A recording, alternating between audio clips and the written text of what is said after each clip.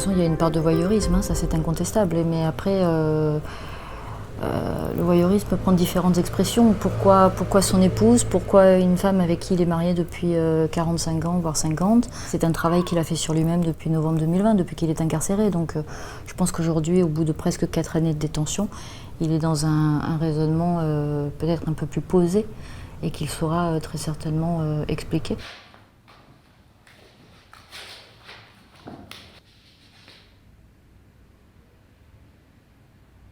Il faut bien se représenter qu'en ce qui concerne la principale victime, elle va véritablement vivre pour la première fois, mais en différé, ce qui lui est arrivé à l'audience. C'est-à-dire que, on le sait, elle ignorait tout de ce qui lui était infligé. Elle n'a donc aucun souvenir des viols qu'elle a subis pendant 10 ans et elle va les découvrir tout au long de ces 4 mois. C'est ce qui fait aussi de ce dossier, pour ce qui la concerne, une épreuve absolument terrible.